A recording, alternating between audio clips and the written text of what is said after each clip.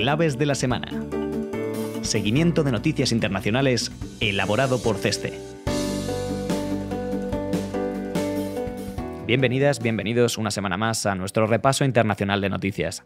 Arrancamos con un recorte sorpresa de la OPEP, y es que el precio del barril de Brent ha superado los $86 tras la inesperada decisión de la OPEP de recortar su producción en 1,2 millones de barriles diarios, anunciada el pasado domingo 2 de abril. Arabia Saudí, que es el líder del cártel petrolero, retirará 500.000 barriles diarios, seguido de Irak, que reducirá en 211.000 barriles su producción. Emiratos Árabes retirará 144.000 barriles, mientras que Omán, Argelia y Kazajistán recortarán su producción, pero lo harán en menor volumen. Las nuevas cuotas de producción comienzan a hacerse efectivas en mayo y estarán en vigor hasta finales de año. Rusia, por su parte, extenderá el recorte voluntario de 500.000 barriles diarios que aplica desde el mes de marzo, también hasta final de año. Se trata de la segunda vez en menos de un año que los miembros del cártel petrolero anuncian un recorte de gran envergadura, y es que en octubre de 2022, cuando anunciaron que retiraban 2 millones de barriles diarios, los países productores no estaban logrando en realidad alcanzar sus cuotas de producción, por lo que la reducción no tuvo un efecto significativo en los precios. Sin embargo, en esta ocasión es diferente. Se estima que va a producir una retirada de oferta efectiva alrededor de 700.000 barriles diarios. Algunos analistas estiman que el petróleo podría llegar a cotizar alrededor de los $95 por barril a finales de año, $20 por encima del nivel que se observaba la pasada semana. Además, el incremento del precio del crudo tendrá un impacto directo a los precios de la energía, que mientras en 2022 provocaron la escalada de la inflación, en los últimos meses eran los principales responsables de la moderación de los precios.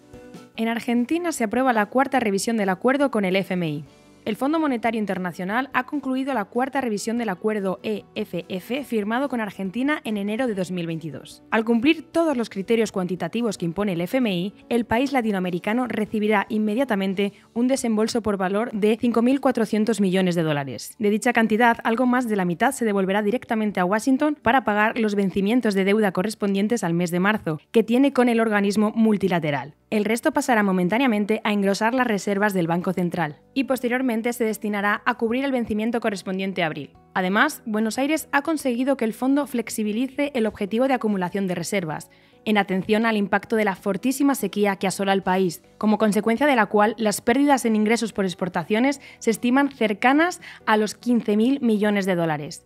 No obstante, se mantiene la condición de que el déficit fiscal no supere el 1,9% del PIB en 2023, para lo que el gobierno de Alberto Fernández deberá aplicar medidas que podrían aumentar aún más la inflación, que alcanzó en febrero el 102,5% interanual, el peor dato desde 1990. Y en Colombia, un ataque del Ejército de Liberación Nacional pone en peligro las negociaciones de paz. Al menos 9 soldados colombianos han muerto en un ataque contra una base del ejército el pasado 29 de marzo en la provincia del norte de Santander. Según fuentes oficiales, el atentado fue obra de rebeldes del ELN, que lanzaron granadas de mortero de fabricación casera contra la base situada en el municipio del Carmen, en una zona que se considera un bastión del grupo terrorista. El ataque se produce además en un momento en el que el gobierno y el ELN mantenían conversaciones en el marco del plan del presidente Gustavo Petro para lograr la paz total en Colombia. Las dos partes llevan negociando desde noviembre de 2022, pero hasta ahora no se ha acordado un alto el fuego bilateral. El ataque, que ha sido el más mortífero desde que se reanudaron las conversaciones de paz tras un paréntesis de 3 años, supone un nuevo revés para el objetivo del presidente Petro para conseguir que todos los grupos armados ilegales de Colombia dejen definitivamente las armas. En Ecuador, Lasso se someterá a un juicio político. Continúa el procedimiento de juicio político contra el presidente Guillermo Lasso tras el fallo a favor de la Corte Constitucional. De esta forma, la Asamblea Nacional enjuiciará al mandatario por un posible delito de malversación de fondos públicos y corrupción. El presidente ha negado las acusaciones y ha asegurado que se defenderá en el juicio político que, según sus palabras, considera un golpe de Estado parlamentario. Lasso ha rechazado activar la llamada muerte cruzada, un instrumento legal que le permitiría disolver la Asamblea, convocar elecciones generales anticipadas y, entre tanto, gobernar hasta 6 meses a golpe de decreto. Tras el fallo del tribunal, se abre ahora un plazo de 45 días en los que la comisión que investiga a Lasso deberá conocer las pruebas en contra del presidente, y él podrá presentar las pruebas para defenderse. Para destituir al presidente se necesita el apoyo de 92 de los 137 diputados que forman la Asamblea. Continúa el conflicto entre China y Estados Unidos. El país asiático ha iniciado una investigación contra el fabricante estadounidense de chips Micron Technology por motivos de seguridad nacional, en respuesta a las crecientes restricciones de Washington en cuanto a la tecnología de semiconductores. Según un comunicado de la Administración del Ciberespacio de China, va a revisar las importaciones de productos para garantizar la seguridad de su infraestructura de información y prevenir riesgos. Micron Technology es el mayor fabricante estadounidense de chips de memoria. Sus acciones cayeron un 4% en Estados Unidos tras el anuncio, y es que la industria de los semiconductores está en el centro centro de la disociación económica entre las dos superpotencias mundiales. En octubre del año pasado, Washington introdujo una nueva batería de controles en un esfuerzo por frenar los avances de China en inteligencia artificial y superordenadores. Washington ha logrado además que dos importantes países productores, como son Países Bajos y Japón, se hayan unido a Estados Unidos en la imposición de restricciones. Las acciones contra Micron son un claro signo de que Pekín comienza a preocuparse seriamente por el impacto de las medidas tomadas por Estados Unidos en el plano tecnológico, pero pone de manifiesto también que carece de respuestas efectivas dentro del sector. Es posible que China recurra a imponer medidas en otros sectores, como el de las tierras raras, para responder, pero ello podría dañar el intento reciente de mejorar el clima general de inversión privada extranjera. Por otra parte, la semana pasada el Banco Mundial advertía de que la desvinculación tecnológica y las restricciones comerciales derivadas de las tensiones entre Estados Unidos y China están perjudicando la innovación en ambas superpotencias, lo que supone una amenaza a largo plazo para el crecimiento en toda Asia. Por su parte, Malasia intenta enfriar el contencioso sobre el mar del sur de China. El primer ministro malasio, Anwar Ibrahim, ha declarado este lunes 3 de abril que está dispuesto a negociar con China sobre el conflicto territorial entre ambos países, días después de que se conociera que un buque de la Armada china navegó apenas a 1,5 millas de un proyecto malasio de gas en alta mar, amenazando con desatar un nuevo enfrentamiento diplomático. China reclama la soberanía de casi todo el mar de China Meridional, que atesora importantes riquezas naturales y por el que transitan anualmente mercancías por valor de 3 billones de dólares de comercio marítimo internacional. La cuestión se planteó ya en la reunión que mantuvieron Anwar y el presidente chino, Xi Jinping, a finales de marzo durante la visita del primero a Pekín, ya que Malasia tiene proyectos de exploración energética en la zona para los que busca obtener seguridad jurídica. En concreto, la petrolera estatal Malasia Petronas explota yacimientos de petróleo y gas en el mar de China Meridional, dentro de la zona económica exclusiva de Malasia, pero que China reclama en función de su célebre línea de 9 trazos,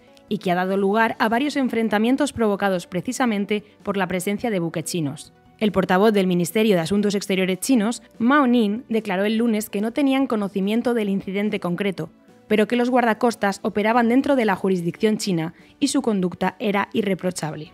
Y más de 400 días después de que Rusia invadiese Ucrania, Moscú continúa centrando sus esfuerzos en la toma del Oblast de Donetsk, con escasos resultados. De hecho, los servicios de inteligencia británicos han informado de la posible destitución del jefe de Estado Mayor, Valery Gerasimov, tras el fracaso de la ofensiva invernal iniciada hace unos meses. A pesar de que mantiene asediada la ciudad de Bakhmut hace unas semanas, el grupo Wagner aún no ha logrado hacerse con el control de esta pequeña localidad.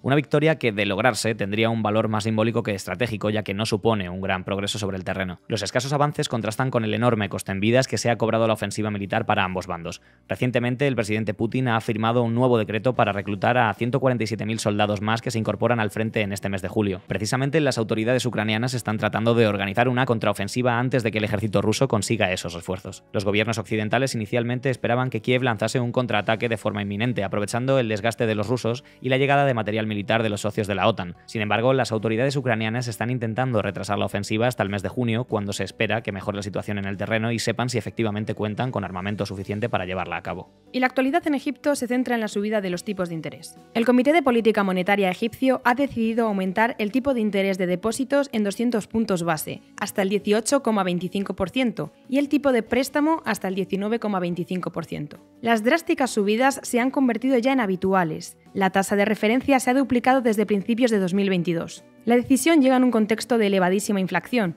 que se aceleró en febrero hasta el 31,9% interanual, muy alejado del objetivo del 7% del Banco Central. Esta cifra refleja las 3 devaluaciones por las que ha pasado la libra egipcia en el último año y que han reducido su valor a la mitad. Todo ello está provocando que el Cairo tenga claras dificultades para cubrir su brecha de financiación externa, incluso contando con el acuerdo del FMI firmado el pasado octubre por valor de 3.000 millones de dólares y que está supeditado a la realización de drásticas reformas económicas, como la liberación del tipo de cambio o la privatización de bienes de propiedad estatal. Y victoria pírrica en Irán. La Corte Internacional de Justicia ha fallado a favor de Teherán en contra de la congelación de activos de empresas iraníes por parte de Washington. El pasado 28 de marzo, la CIJ emitió un dictamen en la demanda contra Estados Unidos por la congelación de fondos de la República Islámica. La CIJ concluyó que no tenía jurisdicción sobre los 1.750 millones de dólares congelados de principal más intereses reclamados por el Banco Central de Irán. Sin embargo, junto con dichos fondos, se ha producido también la congelación de activos de empresas iraníes por valor de hasta 10.000 millones de dólares, según Teherán, que han sido utilizados para pagar indemnizaciones a víctimas de supuestos actos terroristas iraníes. La sentencia ordena, además, a Washington a negociar con Teherán las indemnizaciones. Irán inició el caso en 2016 alegando que Estados Unidos había incumplido un tratado bilateral de amistad de 1955, del que Washington no se retiró hasta 2018, después de la fecha de incautación de los activos. La sentencia se produce en un momento de mayor tensión entre Estados Unidos e Irán por el estancamiento de las negociaciones del acuerdo nuclear, las nuevas sanciones estadounidenses contra Teherán y los recientes ataques en Siria. El fallo es una nueva victoria política para Teherán. Sin embargo, aunque la sentencia es jurídicamente vinculante, la CIJ no tiene mandato para ejecutarla. Además, Washington no reconoce al tribunal y ha ignorado sentencias anteriores, al igual que lo ha hecho Teherán. Desde África subsahariana nos llega un ataque mortal en una mina de oro de República Centroafricana.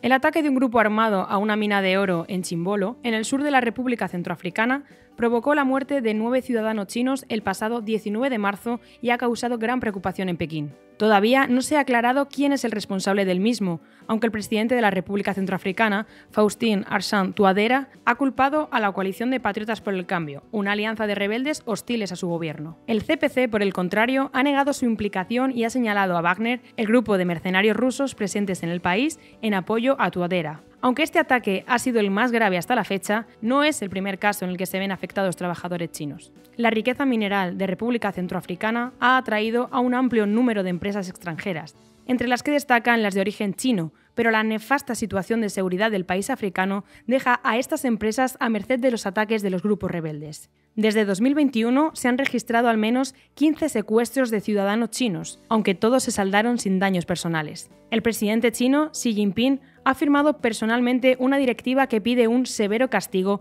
para los responsables de las muertes en Chimbolo, y el Ministerio de Asuntos Exteriores ha activado una alerta roja en el país. Dada la buena relación entre China y República Centroafricana, Touadéra estaría planeando un viaje a Pekín para tranquilizar al gobierno y a los inversores. Y desde Ghana nos llega un nuevo progreso en las negociaciones de reestructuración de su deuda. El ministro de Finanzas de Ghana, Ken Ofori-Atta, ha anunciado un gran progreso en todos los frentes tras 2 días de reuniones en Pekín, añadiendo que espera garantías financieras por parte del gobierno chino muy pronto. China es el mayor acreedor bilateral de Ghana, 1.900 millones de dólares, y hasta ahora ha sido también el mayor escollo para lograr una renegociación de las obligaciones de la deuda con el Club de París. Esto resulta vital para Ghana, ya que solo cuando se decidan los términos de reestructuración con los acreedores domésticos y externos podrá acceder a los 3.000 millones de dólares del rescate que firmó con el Fondo Monetario Internacional el pasado diciembre.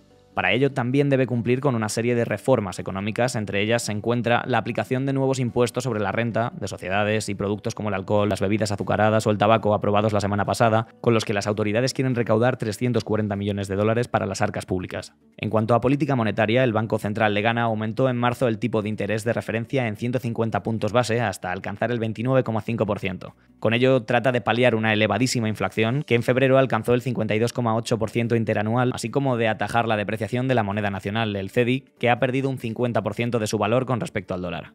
Nuevo dato de inflación en la Unión Europea.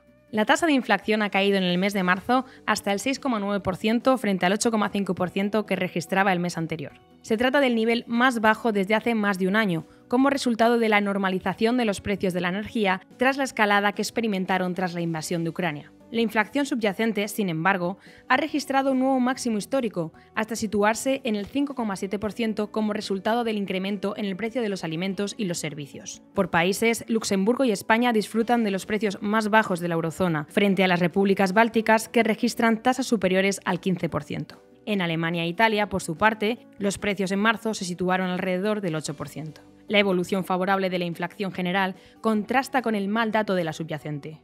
El alza de los precios de la energía ha terminado por extenderse al resto de sectores y generando los temidos efectos de la segunda ronda que terminan derivando en una espiral inflacionista. Y para terminar, sin marcharnos de Europa, en Finlandia, la formación conservadora Coalición Nacional se ha impuesto con el 20,8% de los votos en las elecciones parlamentarias celebradas el pasado domingo 2 de abril. Muy cerca se ha quedado la ultraderecha con el 20,1% de los votos, seguida del Partido Socialdemócrata de la primera ministra Sanna Marin con el 19,9%. A pesar de lo ajustado de los resultados, Marin se queda prácticamente sin opciones de repetir al frente del Ejecutivo, ya que todas las formaciones de la coalición que dirige, a excepción del SDP, han empeorado sus resultados. Ahora el líder conservador Peter Orpo comenzará una ronda de negociaciones con todos los grupos parlamentarios de cara a formar un acuerdo de gobierno. No se descarta incluso que sean los propios socialdemócratas quienes faciliten la formación del gobierno, a pesar de las enormes diferencias de sus programas en materia económica.